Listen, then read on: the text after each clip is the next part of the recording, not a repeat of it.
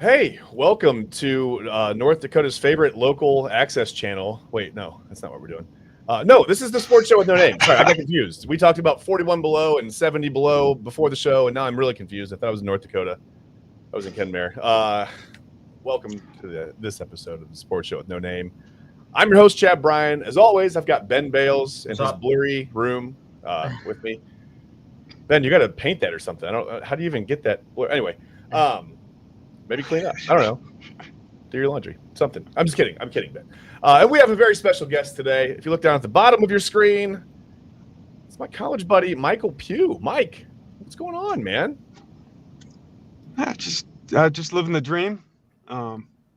In 3 miles north of a town of 250 people. Nice. Nice. We will get to that because there are so many good things about where you are and what's going on out there. We got to get to that. What's going on for you? Well, I think we have a good. I mean, we got to talk about Myles Garrett. That's I don't know. The saga's over. I guess we'll get to that later.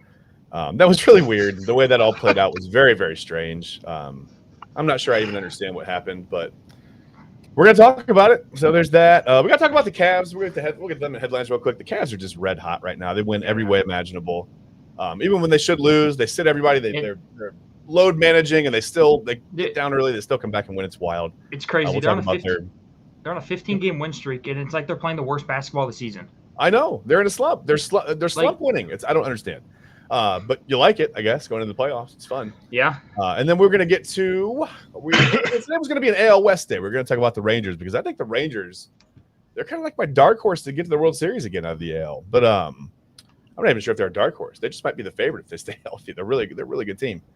Well, the Yankees are falling apart fast. Anyway, but no, we're going to jump over to the NL Central today because Mike is originally from the Cincinnati area, right? Cincinnati, and he's a Reds fan. So we're gonna preview the Reds and the NL Central, and Terry Francona's scooter might make an appearance on the show. We have no idea what's going to happen, but we're going to talk about all that. But let's get to our headlines first. The Cavs. Let's just start, guys, with the Cavs because, like I said, they're red hot. They're 15 in a row. 55-10 sounds ridiculous. It doesn't even sound like a real thing for a Cleveland team. But they're 55-10. The Cavs are the best team in basketball. Like I said, they're not even playing well right now. No, they're not. Not at all. Finding ways to win, like they are. I got this. Sounds like a dumb question, but are they built for a deep playoff run? I mean, do you see them getting to the Eastern Conference Finals, maybe beyond? I think they are, and the only reason why I say that is because of how good our bench is. Come playoff time, you need a good bench.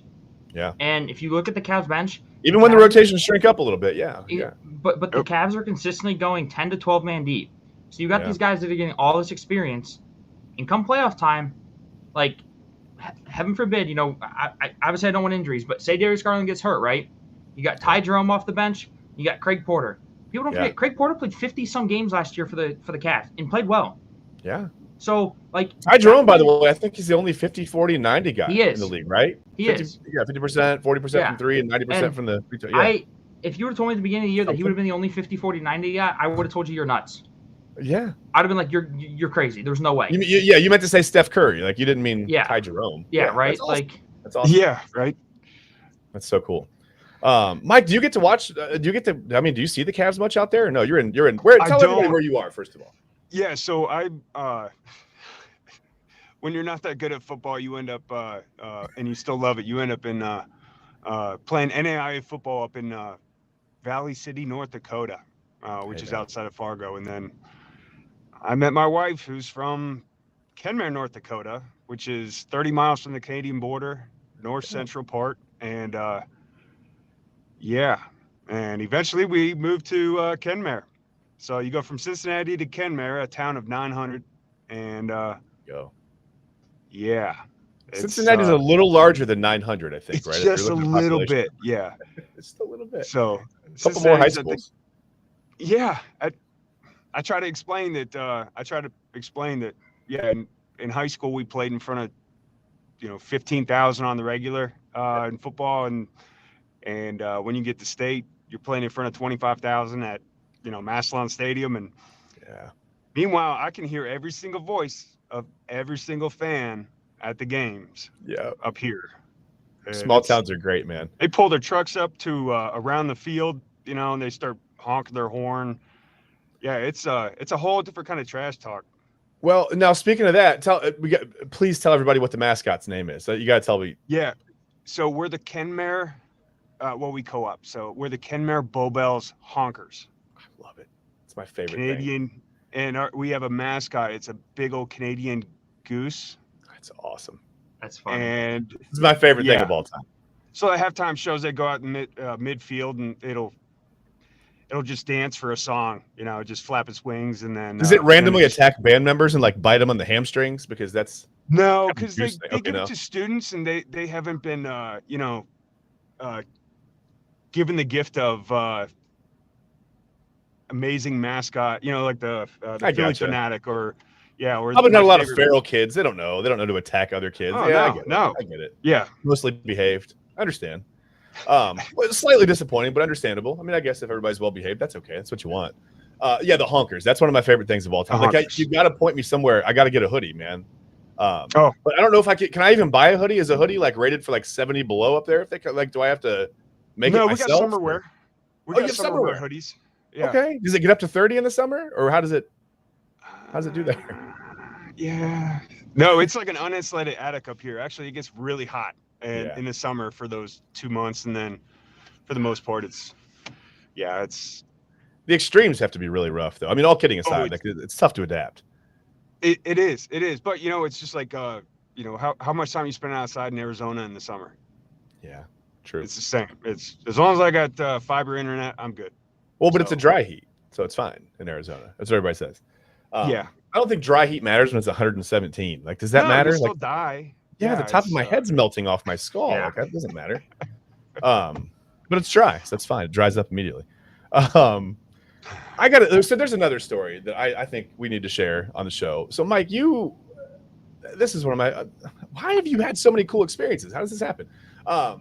You went to Xavier for a while, no? Yeah, I actually went to 4 colleges in 4 years. Okay. Well, you're almost on my. First one. Listen, I just couldn't find a fourth one that would take me, so that's why I only ended up with 3. Oh, okay. Yeah. You had to look out of state. No, I went to Ohio Northern first year. That's where we met. Got homesick, right? Yeah, that's where we met. Got to be on the air there, do broadcasting and stuff like that.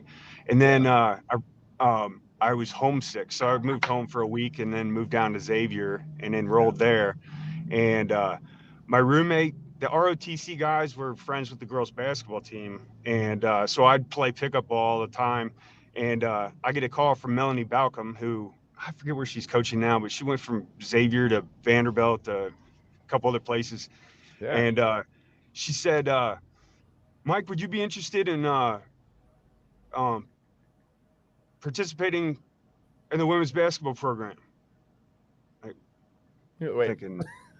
Wait, really? Who is this? I know I don't have How'd you get the best handles. What are you trying to say? Like, what do you mean? Like, I don't get that.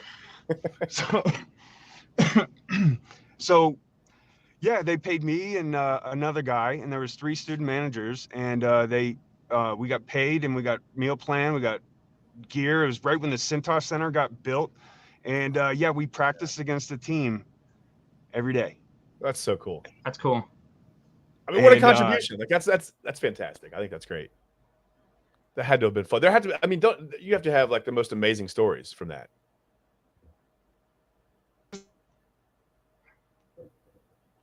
Uh-oh. We're losing you for a second. Hold on, buddy.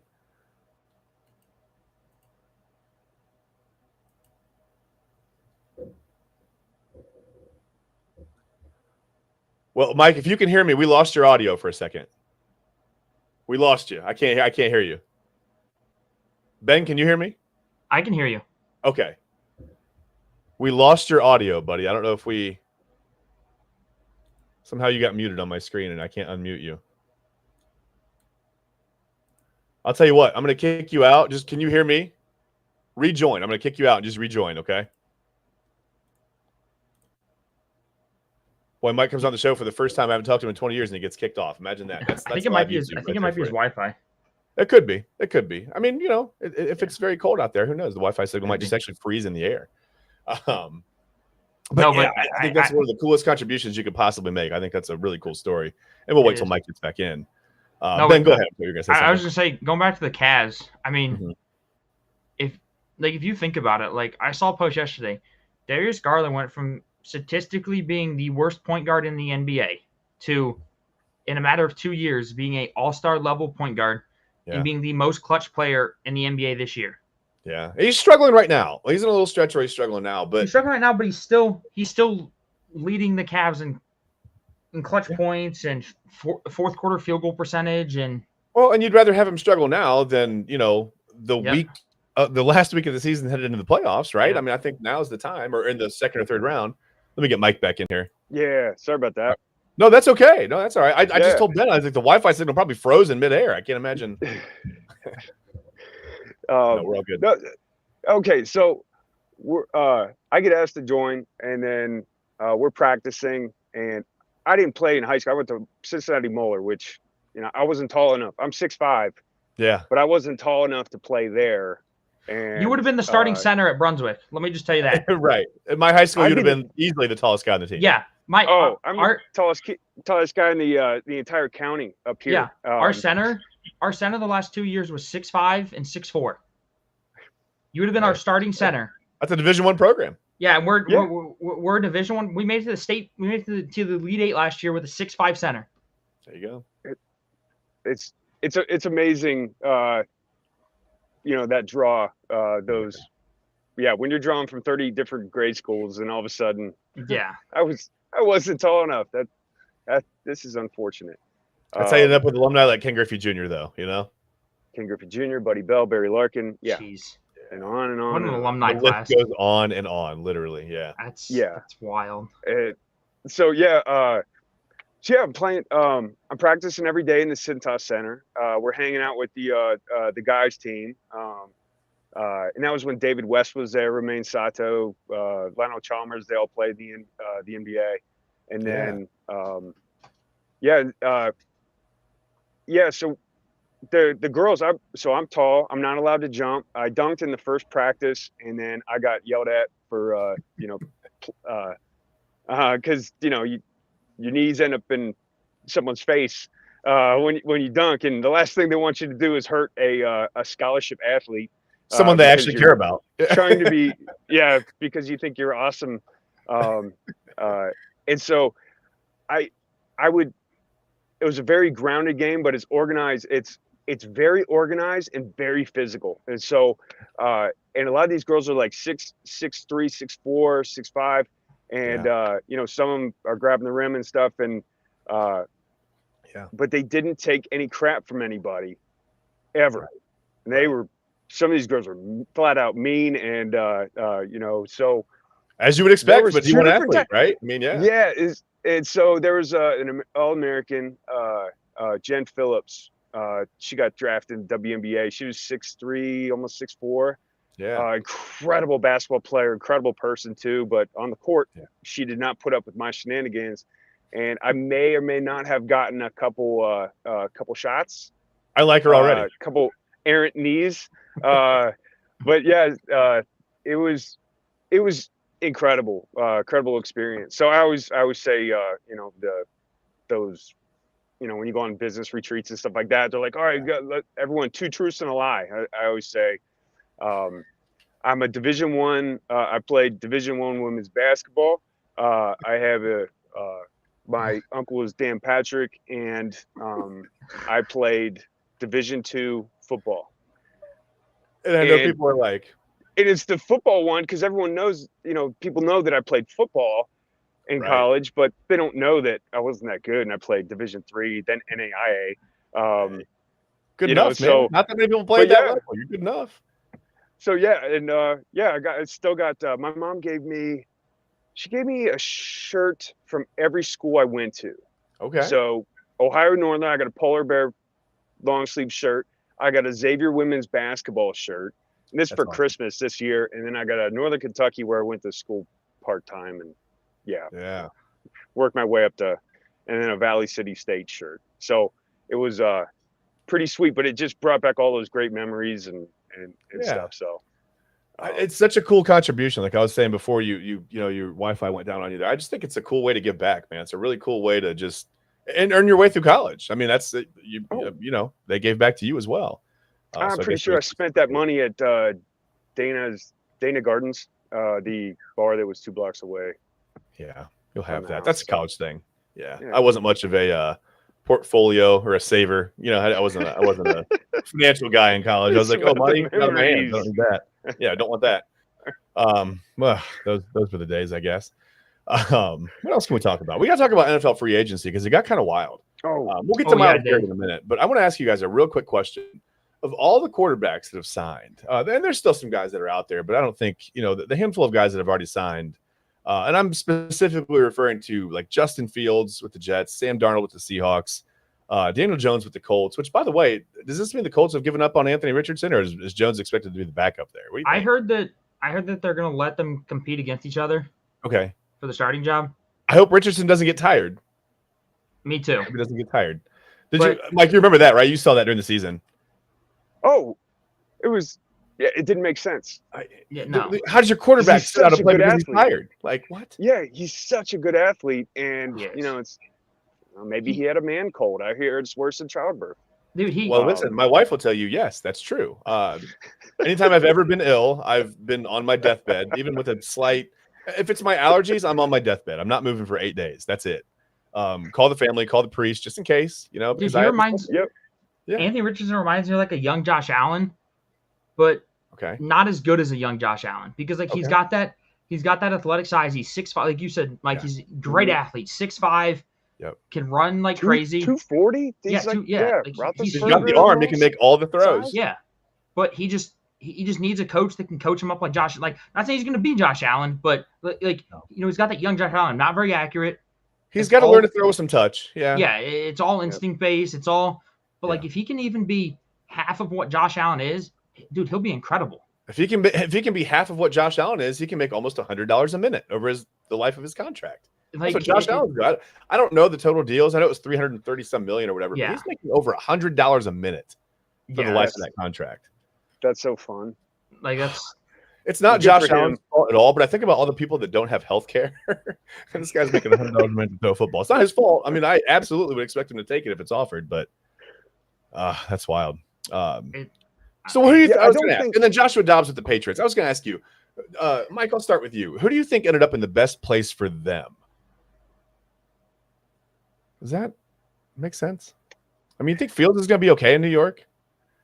No one's okay in New York. No one's okay in New York. No, because everyone they added, they gutted. But I think if Cousins, no matter what, he's kind of going along the bouncing around. New England isn't a place you want to be. Not with that roster. You can't even be closely related to Tom Brady as the quarterback there anymore. Yeah, you can't. The Colts just lost their center and a guard to Minnesota. And so you got Nelson, but that's only one lineman. And now you've got two quarterbacks there that have problems holding on to the football, by the way. Right. And I can't think of the rest of the roster, but I know they got a running game. But well, they tore the Browns up with it a couple years ago. I think if Daniel Jones would have spent one more year with Kevin O'Connell, the Vikings. Okay. This is Vikings country. I have to. If the game's close, my wife makes me leave the house. Because when I moved up here, Moss was here, and then it was Adrian Peterson. So, and the Bengals were terrible. So it was an easy number 2 for me. But watching. Kind of seeing what they got going on. If Daniel Jones could have spent one full season with Kevin O'Connell, I think it would have changed a lot of things for him in the future. Because it was just a bad situation the entire time in New York. He had no line, and no one. I don't think. No, ask Aaron Rodgers. Ask his Achilles about that. Yeah, that's. Not good. Didn't even make it past opening day. So that reminds me. That makes me think of something. You have a unique perspective on toward me. Well, I mean, I'm in Browns country. Ben is too, but he's a weird Steelers fan. Yeah, so I know. It's weird. But you have a unique perspective. Like, so when Kevin Stefanski left, what was the feeling in Vikings country? Was it like relief, or was it like kind of wanted that guy to stick around? It was. They've lost so many really good coordinators over the years. Yeah. What's his name just went to Seattle. Yeah, it's hard to keep track even sometimes where guys even originally came from, and you just kind of get, it wasn't deflating because it's always about the head coach and the stability of the program. So when Stefanski left, I guess people weren't complaining about that. They were more worried about the terrible quarterback situation, or why are we paying all this guaranteed money to Cousins and so it wasn't crazy, but it's been interesting watching from afar with the Browns. It's been up and down. Who would have thought that they should have held on to Baker? It's for sure. Well, Ben, if you see the screen here in front of you, I have a question for Ben. Jill says, Ben, what's your take on the boxer Sugar Ray?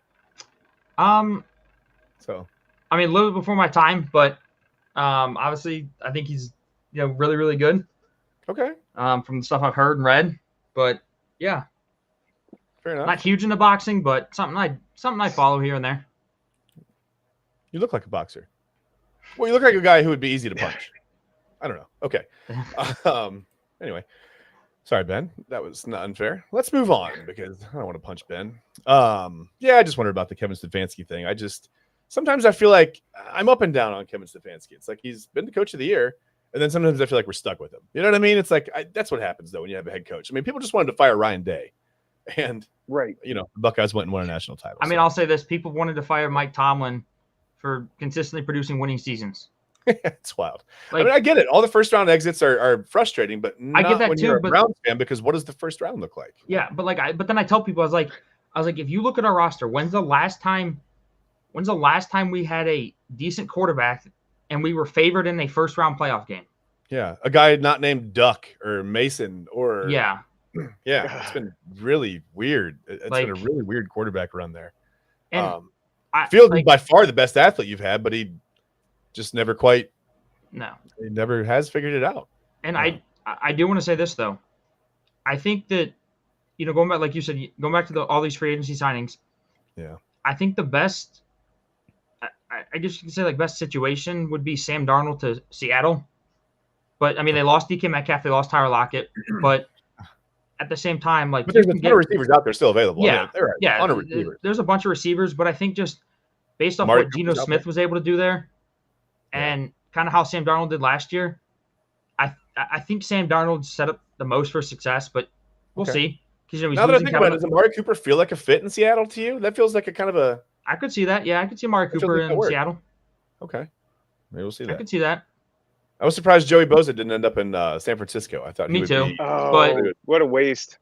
Yeah, but I think went to Buffalo. That's okay. I think I know the injuries are just crushing. I know. San Francisco's got a lot of dead cap. I don't know if you saw that. All these players they've released or traded. Yeah, it's giving them $72 million in dead cap, and they're expected to have 85 by the time the season starts.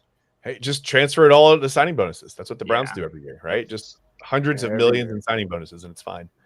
Well, I wish I could do that. I wish I could just turn my bills into signing bonuses, and somehow they didn't count against me. I don't. It's like a guess credit that's card in writing college. off on your taxes, but whatever. Well, I want to move on to the Myles Garrett thing because that was weird. That was super weird. Speaking of Kevin Stefanski, and his name actually stayed out of that for the most part. I'd never ever heard Stefanski mentioned when it came to the Myles Garrett thing. We did hear his name mentioned.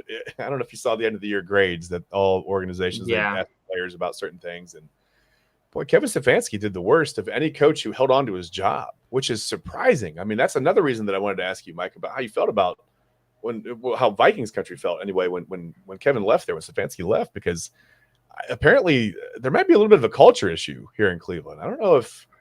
I mean, is that just a frustration thing from losing before we get to the Myles Garrett thing? Do you think that's just frustration from losing, or do you think that's is there something deeper rooted there? Because it started back with Freddie Kitchens, if you guys remember. Well, I mean, I've watched this closely. I think it comes down to the your owner spends money, but he's got no patience. Yep. Yeah. I think it all starts there. I mean, everyone knows the Bengals are cheap. The Brown family and is super, super cheap. Well, the Browns are just, man, it's a new coach, new coordinators. I mean, guys got no shot to develop there. No. No. Because you get 8 or 12 games. And then, I mean, even when Brian Hoyer was winning here, he was, 7-4, and they rushed Manziel through. You know, we got to bring Manziel in, and they missed the playoffs that year. I mean, that's a wild turn of events. But that's being a Browns fan. I mean, it's not unexpected. It's entirely expected. It's wild. I mean, Chad, me and you've talked about it before. I truly believe that, like, if you gave Mike Tomlin some of the talent the Browns have had over the last, 5, 6, 7 years, he's winning at least 1 or 2 Super Bowls. Just some of it. I mean, some of it. The Browns have had, on paper, top 5 rosters in the league, and consistently have been in the bottom 10. I mean, it's really frustrating. I mean, they've won a couple. I mean, the playoff game they won against the Steelers, that was fun. Don't get me wrong. But I mean, that feels like decades ago. It doesn't even feel like they're even close to that team. And there are still guys on this roster that are major contributors from that team, but it feels like those days are gone. I mean, but let's talk about the Myles Garrett thing, because the timeline was weird, right? He requested a trade. Weird. At the time, I didn't blame him. I mean, I understand. I wouldn't want to be stuck in an organization that's destined to go 3-14, 4-13, never can find a quarterback, spent $250 million on one that apparently forgot how to play football. They're locked in. And so the biggest thing is, it's frustrating. You spend all the money on one guy. I don't want to be here in this situation. I want out. I want to go play in, who knows what, Philadelphia. I don't know. Who cares? I want to be with a winner, right? I want to go to the Super Bowl. So Super Bowl. That's all I want. Asked for a meeting with the owner. Jimmy Haslam denied that, at least publicly. I don't think Jimmy Haslam would have been the type of person to be publicly pressured into a meeting with Myles Garrett. Does that make sense? Yeah. Like, I don't think he would have publicly bowed down and said, you know what? I got to talk with him. I got to appease him. Even if they did meet and it went very, very well, I don't think we were ever going to find out about that publicly. That's one of those things that probably needed to stay inside the organization. And if that's what happened, it has. Other than Myles Garrett blasting, pretty much on every social media site that, he was wanting out of here.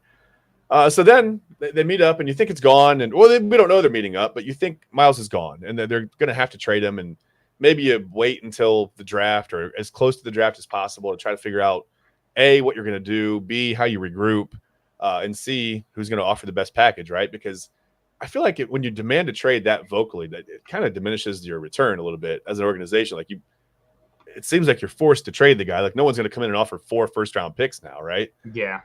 So I thought they were strapped anyway. And then just suddenly, breaking news, he signed a contract for $40 million a year. Everything's fine. He's here till 2030 or whatever. The dysfunction is apparently gone. The lack of winning ways are apparently it's no problem anymore because he's the highest paid non-quarterback in the league, right? At least until TJ Watt signs his extension, and then they'll leapfrog him because that's how it works. So, Mike, what's your take? I mean, just from the outside looking at this. See, you look at it. Well, he's the most feared pass rusher in that division, in a division where there is a ton of great pass rushers and have been for a long time. But he's the most. He's the one. Once as soon as the Browns get a second defensive end, whenever they did, Myles Garrett was. It was a terror. It was the worst watching those Thursday night games, Bengals Browns, because he was going to tear it up. But he's always the back. And I think when we talked before, it feels like he's the defensive version of Joe Thomas, one of the best to ever play the game, but he's on the worst teams year in and year out, and it's just a waste because it's not like he did Cleveland fans dirty, and if they would have traded Joe Thomas at the end of his career so that he could try to win a Super Bowl, everyone standing ovation. But I feel like, classy fan base, they're going to do the same thing with a guy like Myles Garrett. That hey, we can't help it that our team is the way they are, but this dude deserves something better. Yeah. I find it funny when fans do this. When fans go, "Oh, this guy's making too much money. Trade him, get rid of him, cut him." And what you do automatically there is you talk about the player making too much money, and then you go and you side with the ownership. And I mean, if you want to talk about someone making stupid money, don't side with the owners. I don't know. But that contract doesn't help the team in the future because that all of a sudden you got how much money tied into it's $40 million a year. It's what 6%, 7% of the cap, or more than that. No, like 15% of the cap. I think in so, one yeah. player. Meanwhile, you have so many holes that you have to fill. Oh my gosh! At every Including level of the finding a defense, quarterback they have and playing something. him. Yeah. Yeah. And that's Right. So and like I was talking about with my dad too, like that's the thing. Like you're paying Myles this huge contract for 4 years, and you know, like you're probably going to sign to another extension after these 4 years if he wants to stay in Cleveland, right? And say you draft a rookie quarterback second overall, or whoever you draft second overall. See, I don't think they're going to go quarterback. I think I have a. Go ahead. Okay, but like you draft him, whoever you draft number 2 overall, yeah. he's going to be making a lot of money, and come to that extension, he's going to want a lot of money. So, and a lot of times extensions come, you know, 2 years before your contract ends, or 1 year before your contract ends. Yeah. So if it's 2 years, you're going to have to pay this guy and Myles all that money in Myles' 4th year, and that guy's in your rookie's 3rd year. Like, Yeah. that's Well, going to be luckily, a lot of money. The Deshaun Watson contract is almost over. They've No, only got. I get that.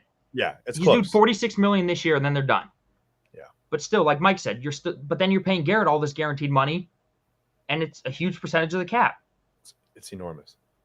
And you get- still don't have a quarterback.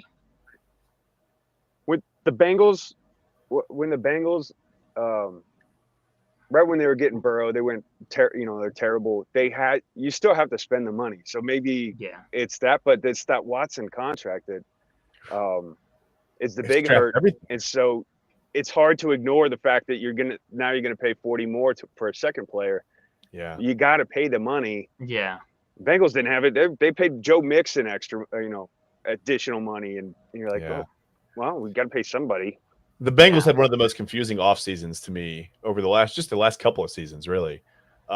Just the guys that they'll just let walk that are not incredibly expensive guys and contribute, especially the defense last year. I think they let 2 safeties go. Yeah. I'm like, well, what are you going to do? They're going to be fine. We'll be fine. And the defense was legendarily bad. I mean, Mike, I wanted to run defense. Yeah, Mike, I wanted to ask you this. Yeah. So, it's awful. do you think they allowed Trey Hendrickson to request a trade to be able to sign Jamar Chase and T. Higgins to contract extensions? You think it's kind I of? don't know if I want to. That's. Oh, Chase is going to get his money somehow. Yeah. he's gonna get his money. Do you think the best bet would be to let T. Higgins go too, or try to keep him as well? Keep him one more year. Keep him one more year, yeah. Yeah, it's one of those where you try to make your quarterback happy. Yeah. But Boy, I feel bad for Burrow right now. It's a tough situation, it is, and people are blaming him. Hendrickson that's a tough one. He's 30. Yeah, he's older. He's And so he's under contract for this year. He deserves to get paid more. But you know what? I'd rather pay Chase and then figure out the defensive line thing. I agree. You got a new coordinator. Boy, he is a special rusher, and he doesn't even look. He looks like, I don't know, Chad. You and I just run around in a long sleeve shirt. He doesn't look like a supreme athlete. He doesn't look like TJ Watt. Doesn't. He doesn't look like Myles Garrett. He just Wait, are you saying I don't look like a dude. supreme athlete? Well, I don't know. I've only seen headshots recently, but it's and he played baseball.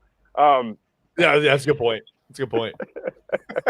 but he doesn't look like the second best defensive player in the NFL. Yeah. But he is. He's just awesome. And but he's 30. Yeah. You can't pay him $30 million a year. No. You pay a 27-year-old $30 million a year. Yeah. And I think they just got to let him go because you got some humongous contracts for some absolute bona fide superstars like Chase. You can't look what happened with the. I don't think you can pay you can't build a team and pay 2 top receivers.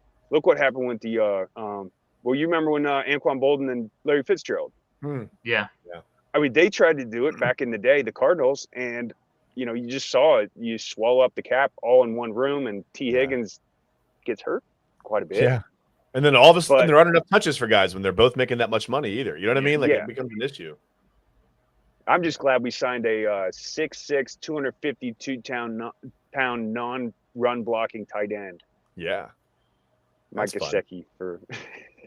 That's a humongous slot receiver, isn't he? Yeah, I mean, to not ever be able to make contact with it, you can't like chip a defensive end. Come on. Yeah, that's wild. That's wild. I remember Gesicki was like the guy in high school. He was like the recruit. I wanted him to come to Ohio State. I remember he committed to Penn State. I was disappointed by that. I mean, not mad at him because that's weird, but I remember being like, I thought he was going to come to Ohio State. But yeah, Ohio State never really they don't use their tight ends that well. Yeah, so.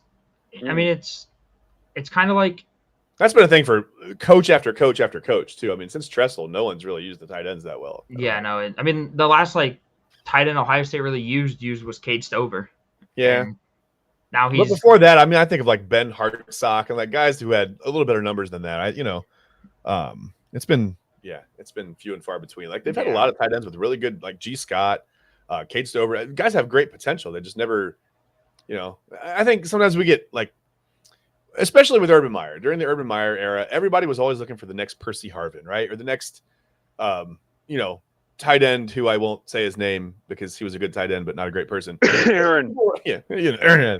But yeah, people were always looking for those guys, right? And it's not fair to like compare, like those were once in a lifetime kind of things, man. With Tim Tebow, the way those teams just kind of panned out that was never going to be recreated. And I think that's some of the stress that Urban Meyer put on himself was to try to, build those type of teams again. And well, that's an immense amount of stress. But just to get back to the Myles Garrett thing, I wanted to just kind of finish up by saying I thought one thing about the extension was weird. It does come with a no trade clause. That was hilarious to me. That felt like a joke on us, right? Like on the fans. That was like, what's that about? But yeah, we talked about how it just kind of limits their ability to really build anything defensively going forward. Did you see his reasoning why he said he wanted to get it done before free agency? No. Which part? He said he wanted to do it so he could start recruiting free agents. Oh yeah, with all the money that they have. Yeah, with all $11 that they have available. Yeah. I told my dad, I said, like, I'm sorry, but like, who's gonna want to come to a team that was 3-14 last year, that doesn't have a quarterback, and has had like 2 winning seasons in the last 20 years? Yeah, that's why I think in the draft, I think they move from a position of power a little bit. I think, people are gonna be upset by this, but I think you might see the Browns trade back. I think they might stay in the top 10. I think they might get a guy like Mason Graham from Michigan. You don't take him number 2. He's not the number 2 overall pick. But I do think I think he warrants a 10, 11, 12 pick. Don't you guys? I mean, he's a absolute monster in the middle, right? I think he projects to be that in the NFL. He can take up some bodies and really help your linebackers play. That's what they need. The Browns haven't had a defensive tackle that like uses 2 bodies, right, in the run game and just lets a linebacker run around and make a play. And I don't know how long, maybe since Orlando Brown. I have no idea. I mean, it's been a long time. I don't know. Yeah. Does that make sense to anybody or no? Yeah, it does. It does. Sometimes I just talk, and I'm married, so I say things, and I'm like, that didn't even make sense, and my wife will tell me. But you guys going back to are nicer than that. So going back to about like Myles Garrett, if you get one extra pass rusher, like Mike said earlier, like he becomes scary. Like even if you get an interior defensive lineman that's really really good, like look at Pittsburgh with, Alex Highsmith, Cam Hayward, and T.J. Watt, right? Like that's the kind of line I think the Browns need to build. Like like you got to focus on those 3 guys. Like Cam Hayward's older, but like he had the AFC North, man. You got to be able to. The best season of his career last year, and like a lot of times you saw the center and the guard doubling Cam Hayward up the middle, and you're like, and he's still making plays, and you're like, okay, like, can we get some other like D tackles that can help? Like, some active 3 tech, very very active, dangerous 3 technique to add in there. But I think Mason Graham can be that guy. I think you can get. There are edge rushers that grow on trees because that's the position, right? Like that's where you shoehorn all the safeties that are a little bit too big and the linebackers. They're maybe they're not quite fast enough to move back to safety, but they're like 6'5", edge rusher. That's like you can what am I want to say? You can manufacture edge rushers, right? Like you can. Speaking on that point, did you see C.J. Hicks from Ohio State is moving from linebacker to edge? Yes, and I'm kind of intrigued by that. Yeah. I'm intrigued by that. I wonder who because I thought he was going to be a guy that was going to be a great outside line. Like he felt like a Ryan Shazier type of player to me. Yeah, it was Larry Johnson's call. He said he went back and he watched tape from, they used him as like an edge rusher in the playoffs. Yeah. To throw another wrinkle in their defense. Yeah. And Larry Johnson's like, wait, we might have something here. Please let Caleb Downs keep playing center field the way he was in the playoffs. Please do that. And that was amazing. Go ahead, Mike. They've always Ohio State's always gotten a lot of great linebackers. They bring them in, but then with what am I spacing on the D coordinator who went to Penn State? Jim Knowles. Oh, Jim Knowles. Yeah, Jim Knowles. He uses I two forget his name often too. I don't know why. I don't know why I do that. And now we're allowed to. We can. He's Jim who? It's a two linebacker system. Yeah. And so if you're not that hybrid, is it the J back or the jack? I'm not even sure what sometimes I'm not even sure. The terminology seems to change every year, but yeah. You can't they really need if they had a traditional 4-3, then all of a sudden you can really get these athletes on the field. But you get stuck behind some of these guys, and they'll come in and they'll start for 3 years before they go on. Yeah. And people go, where are the linebackers? Well, they're not out there. Like you said, it's a 2-linebacker system. I mean, they're looking for the old Ohio State, like the 4-3, 4-4 days of the 80s or whatever. And that's not going to happen. Like you look at, like going back to Mike's point, like you look at like Tommy Eichenberg and Pete Werner, like they were like all four. They were both 3-4 year starters. Like you're not going to see the field as a linebacker with those two guys. No. Unless they get hurt. And even if they get hurt, Tommy Eichenberg played through broken fingers and he was a tough guy, man. Yeah, he was, so fundamentally sound. We saw those guys, Pete Werner and Eichenberg, get into trouble sometimes when they had to cover a slot receiver or whatever. And I think that's some of the reason for the move to 4-2-5, but because the game just gets fast, the game evolves, right? And the defense has to evolve with the offense. Yeah. I think that's why they've kind of moved to the 4-2-5. It's never going to be like the old school silver bullets, right? Like it's not going to look like that anymore. I want to ask you this though: Is Matt Patricia going to run the 4-2-5, or do you think he goes to traditional 4-3? That's a great question. I don't know. I know that his background a little bit is to kind of adapt to where he is, but I don't know what his bread and butter is, to be honest with you. Like you said, I think it's actually making people really mad. Seems to be his bread and butter. I just hope that, like you said, he lets Caleb Downs play like that center field role and just make a play. That's important.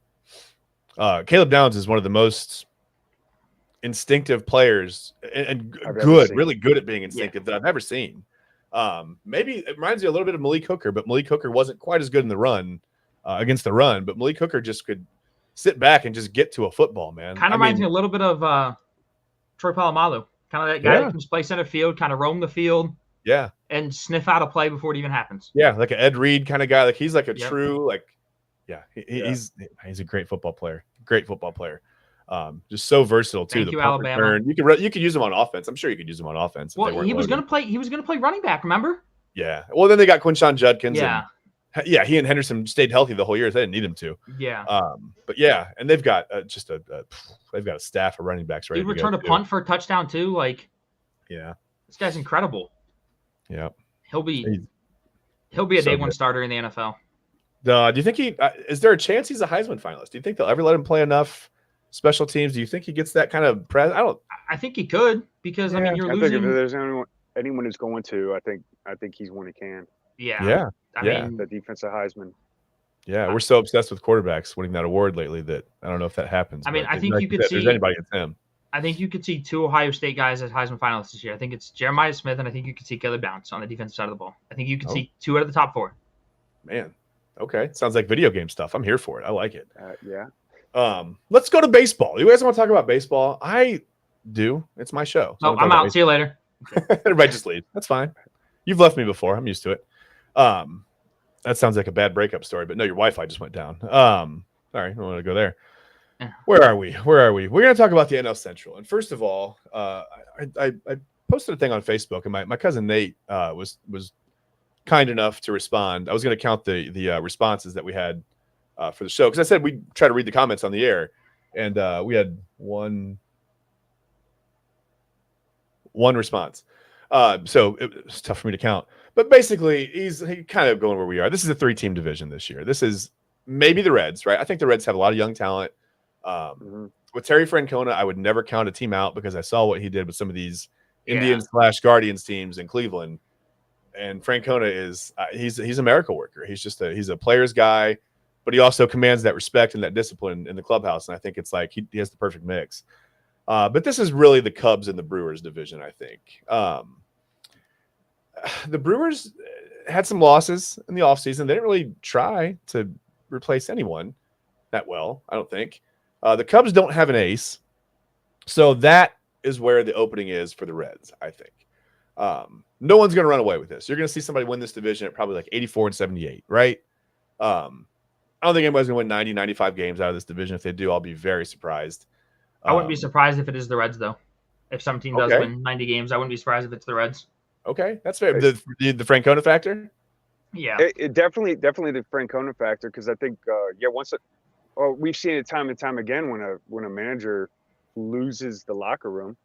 And as much as I like Bell because he's a Moeller grad, at the end he just didn't have it. So you can see an instant turnaround with a really good manager, and that's what Francona is. I mean, they saw that with Dusty when Dusty Baker came in.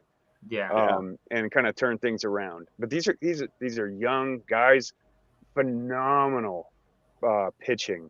Oh yeah, if they incredible. can stay healthy. It's cool to see them get to this point. I think it was we used to call them the wait till 2010 Reds when it was Cueto and Volquez and them.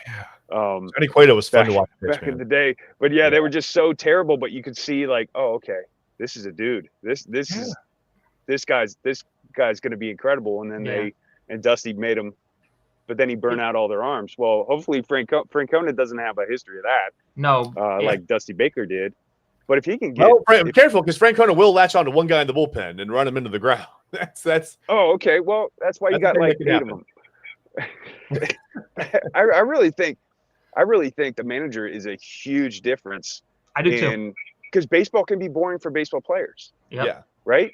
Yes. Distractions come about, and especially for young guys, idle time. All of a sudden, you're 162 Bronson games, Arroyo,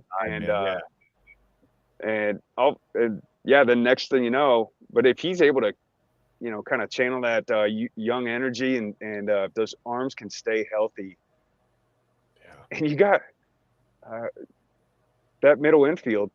Yeah, you got some on defense and offense is, you got some Ellie, man. You got some good bats in that lineup. 500 right now. Yeah. I mean, he's unbelievable. And I know it's spring training, but I mean, the OPS is over 1,500. He's got 3 home runs. He's already has 5 stolen bases. I know Jonathan India was a kind of a fan favorite there, and it's bad that he's gone. I think he's in Kansas City now. Is that right? Yeah. Yeah. It's weird to see India. It's weird to see him not in that lineup and not on that field. It's just like he's a Cincinnati guy. It felt to me. I think the Reds' weakest spot is outfield, but I think you can make up with that with the bats you have on the infield. You got Encarnacion Strand. You got Ellie. You got Gavin Lux. You got. I think a lot of people were looking at Ellie like he was just going to be like a 240 hitter who could get on base maybe a lot and steal some bases, but. I mean, he's really seen the ball well. Yeah. A shortstop at 6'5". Unreal. But that's the thing, though. A shortstop at 6'5". Like O'Neal Cruz in Pittsburgh, I mean. Well, no, but here's the thing, though. I was just gonna say that a shortstop that's 6'5" that plays good defense. Like O'Neal Cruz was terrible at defense. That's why he got moved to center field. But Ellie doesn't play bad defense. Ellie doesn't play bad defense. No, he doesn't. A guy that's 6'5" that has that range, like not much stuff's gonna get by him. And I think he's an easy guy to, like, as a fan, I think he's an easy guy to latch on to. Like, he seems like a really likable guy. Just a fun guy to watch play. A little thing on that. He said that he's been trying so hard to learn English because he wants to be able to connect with the younger kids and the younger generation of American baseball. And I was like, I was like him right there. I was like, he's going to be a player that kids love for years to come. Yeah. Because the fact that he's going to be able to talk with these kids, interact with these kids, he's going to be the next face of Cincinnati baseball. Yeah, and I'm never a person who expect that. Like, I think about myself. Like, if you put me down in the middle of like the Korean baseball league or whatever, and I'm just beside myself trying to learn the language, trying to learn the game, trying to learn all the little nuances of everything. That's not easy, right? That's really hard. Yeah. So I always respect when guys when they do make that effort because that's really, really, really tough. It is.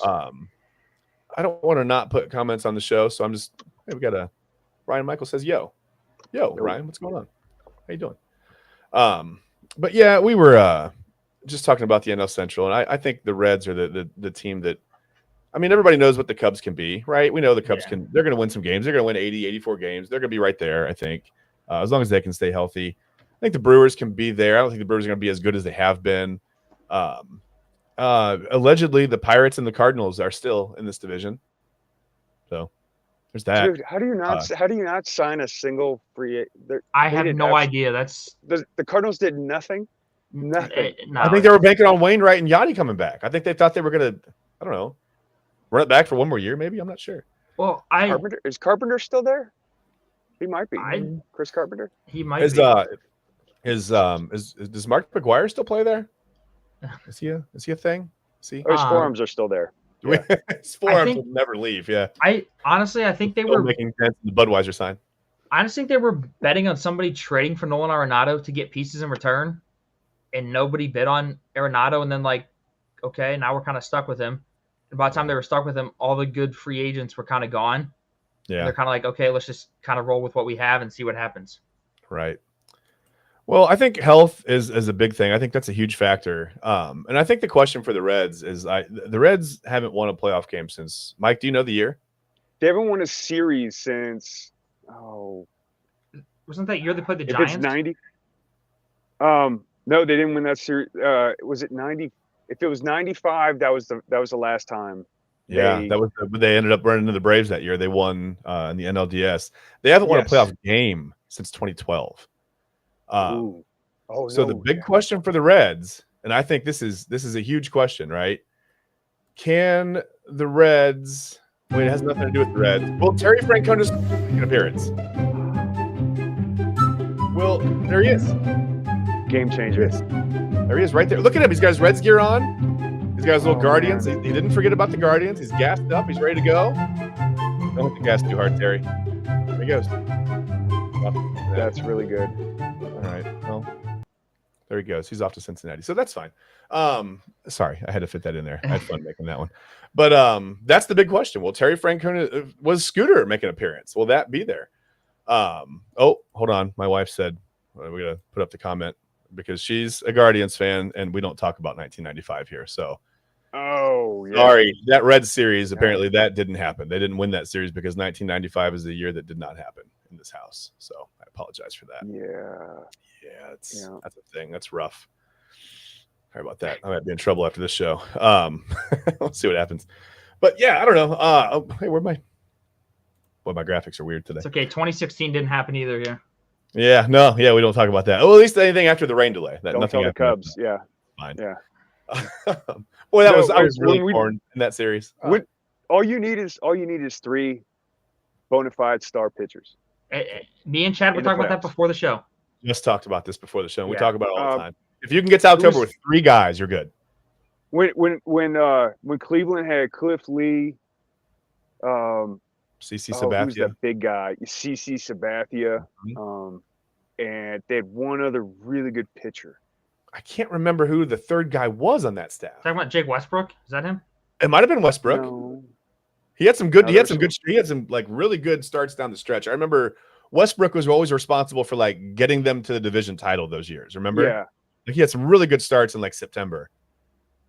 And Cliff Lee might have been. He was on pace to become the best playoff pitcher of all time. Yeah. I mean, he was like up with Andy Pettit and John Smoltz.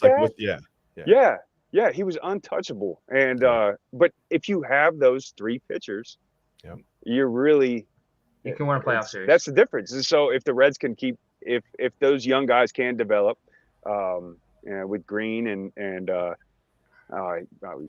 butcher's last Delalo and they've got Brady Singer in there too. I mean, he's probably gonna be the number 2 starter. A sneaky little ad. Yeah. But that's the only way. If you only have 2, you don't have a shot. No, if you got 1. And we saw that last year with the Guardians. Like the Guardians didn't really have a single like solidified. 2. Wait. 2 can get you to the playoffs in both Central divisions. I think 2 pitchers are enough. Yeah, I agree. Win enough games to maybe get there because you can win those divisions really easily. Yeah. Well, not easily, but more easily than the NL East. Yeah. That's going to be a battle. The AL East was going to be a battle, but I don't know. The Yankees, boy, you feel like your season's done before it even starts. Garrett Cole's having Tommy John surgery, and wow. That's an expensive surgery. It's tough, man. That's really tough. Good for him. He doesn't have to deal with Yankees fans all year. Hey, that's a bonus, right? Right. The Bronx Zoo. Yeah, that's wild. So what's your guys' order of finish? You think Mike, who do you think wins this division this year? You like the Reds? Yeah, I can totally homer it. Yeah. I think the Reds will. They're going to stay healthy. Francona's going to be the difference maker. And Ellie's going to be he's going to push for the MVP. Does he make that next? Okay, that's a big jump. Okay, good. Well, okay, I mean, he's got. If you look at the numbers that he has, plus Yeah. the pure energy that he Yeah. brings, people like watching him. What's BCW? Beer can wait or bathroom can wait. Yeah. When he comes up to the plate, or even Yeah. if he's on the field, Yeah. you got to keep your eyes on No. him. He's I that Can't miss electric. TV. Yeah, I would have can't to. miss TV. I'd have to agree. I mean, if you look at Tito, I mean, you look what he did with that Guardians team a couple years ago. He went super, super young, and everybody called him nuts. Everybody's like, "You're crazy. Mm-hmm. There's no way you're gonna win."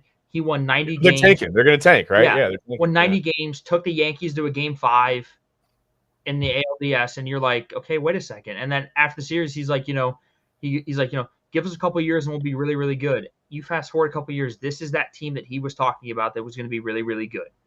And I think this Red team kind of resembles a lot of that Guardians team. Young, with some sneaky veterans in there that are still really, really good. A good pitching staff led by an incredible Hall of Fame manager. And I think even if it's not, I think the important part, Ben, is you're going to see him possibly crossing the bridge into Kentucky, going the wrong way on his scooter. I think that's the important part. I think. Oh yeah, but just wandering off. But kind of like Mike said, I think just heading south. I think this Reds team all kind of depends on how good Ellie does. If he can take that next step to the MVP level, this Reds team is scary. Like, they're legit because, like you said, their pitching is unbelievable. If they stay healthy and Ellie is good, oh my gosh, they're really good.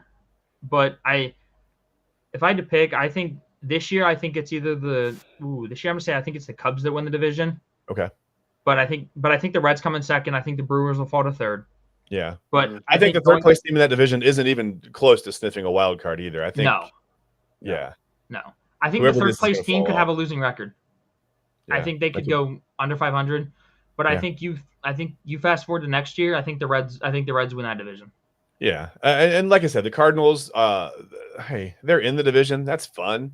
They have uniforms and everything. And the Pirates, they have a really cool stadium. They have Paul Skeens. So that's fun. It's kind of like Paul Skeens versus that whole division. Yeah. Yeah. Which it's going to be fun to see where he goes in free agency in a few years. No, they'll trade it. I feel bad for Pirates fans because the Pirates have a great little setup. I mean, PNC Park is awesome. The Pirates are like a really cool franchise. I as a Braves fan, like I remember the battles that the Braves and Pirates went through in the 90s. Like I miss those days. I love those days, and the Pirates have never recovered from that. Nope. So. Bonds, Bonilla, Andy Van Slyke. Oh, that outfield. Unbelievable. I mean, just unbelievable. Like, wow. And the poor Pirates, they're just going to get by the Braves. Too much pitching. Nah, dude, the Pirates will trade Paul Skeens before he can sign an extension somewhere, and they'll get some like single A player that never pans out, and then they'll have to wait 20 years for another number 1 overall pick. It's just like repeat and recycle. It's a vicious cycle. It's tough. I mean, it's the cycle the Browns are in right now. I mean, it's kind of like Andrew McCutchen. Yeah, a little bit. Won an MVP, then you get rid of him, and then he comes back because he wants to retire here, and then it's like, yeah, what a waste. McCutchen was he was must see TV. Yep, he was fun to watch, man. I mean, that's back when the Pirates. That was back when baseball marketed their players. Remember that? Yeah, I mean that's back when the Pirates had like their last like decent year, like 2013 when he won MVP. Yeah, I mean like they made the playoffs. They're tough times, man. Tough times have fallen upon them. That division's I know a lot of Pirates fans personally, and I feel like sometimes I make the jokes and like I'm going in on them. I'm not trying to go in on the Pirates, man. The Pirates are I appreciate the Pirates, respect the Pirates. I wish I don't know. How do you get out of the basement? I mean, they've been in the basement for so long. They don't even know where the stairs are. It goes back to what Mike said about having a good owner. Like, it all kind of falls on your ownership, and the Pirates don't have a great owner. Yeah, you've got to be in it I guess you have to forget about making a profit for 5 or 6 years, and you really have to go all in and not throw 26 some assets on it. Yeah.